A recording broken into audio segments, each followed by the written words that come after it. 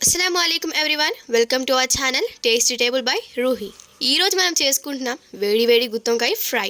మనకి ఇంగ్రీడియంట్స్ వచ్చేసి కారం, ఉప్పు, పసుపు, ధనియా పౌడర్, గరం మసాలా, వెల్లుల్లి, జీరా, ఆనియన్ ఇంకా కొత్తిమీర. దీని ముందుగా స్టవ్ ఆన్ చేసుకొని ఆయిల్ వేసుకోవాలి. దాని తర్వాత 2 పచ్చిమిరపకాయలు, ఆనియన్, తర్వాత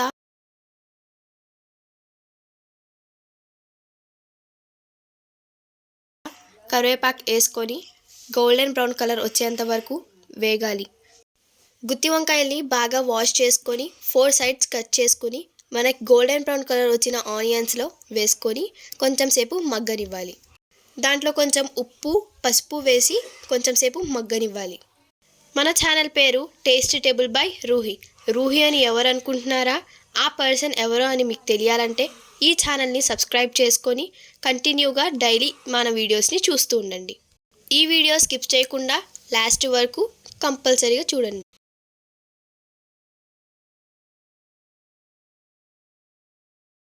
ఇప్పుడు మనం మసాలా తయారు చేసుకుందాం. మసాలా తయారు చేసుకోవడానికి ఫస్ట్ వేసుకున్న ఇంగ్రీడియంట్స్ని ఒకటొకటిగా వేసుకొని బాగా దంచుకోవాలి.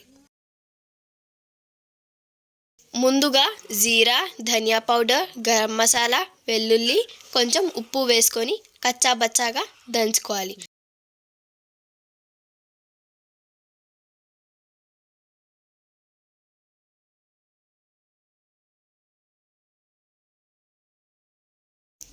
ఆ దంచుకున్న మిశ్రమాన్ని ఒక ప్లేట్లో తీసుకొని గరం మసాలా, ధనియా పౌడర్, కారం, పసుపు ఇంకా ఉల్లిపాయలు వేసుకొని ఆ మిశ్రమాన్ని బాగా కలుపుకోవాలి.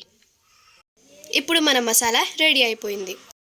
మనం ఇప్పుడు మగ్గుతున్న వంకాయల్లో ఇప్పుడు మనం తయారు చేసుకున్న మసాలా వేసుకోవాలి.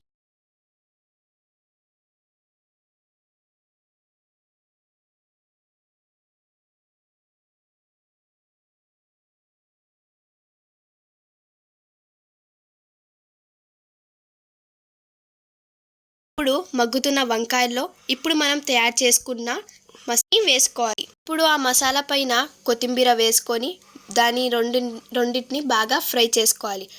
వీడియోలో చూస్తున్నట్టుగా ఆ మసాలాని బాగా వేయించుకొని తర్వాత గుత్తొంకాయలకి పట్టినంతగా బాగా కలుపుకోవాలి. ఇప్పుడు ఆ మసాలా గుత్తొంకాయలకి పట్టి అది అయ్యేంత వరకు మనం వెయిట్ చేద్దాం. ఈలోపు మీరు ఈ రెసిపీని ట్రై చేసి ఎలా వచ్చిందో మనకు కామెంట్స్లో తెలియచేయండి. మీరు ఈ వీడియోని స్కిప్ చేయకుండా ఎండ్ వరకు చూడండి. చేసి మీకు ఈ రెసిపీ ఎలా అనిపించిందో కామెంట్లో చెప్పడం మర్చిపోకండి. ఇప్పుడు ఆ కూర బాగా ఫ్రై అయిన తర్వాత దాన్ని మనం ఒక బౌల్లో తీసుకుందాం. తీసుకుని ఇంకా తినేయడమే.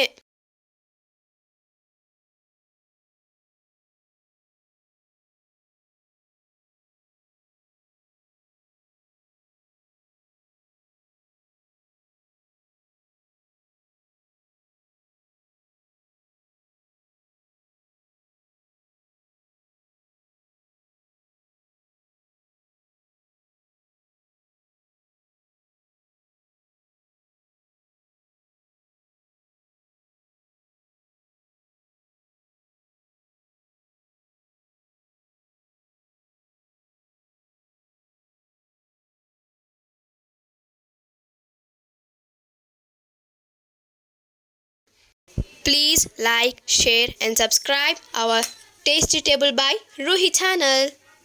ఉంటా మరి. Thanks for watching our video. మళ్ళీ నెక్స్ట్ వీడియోలో కలుసుకుందాం.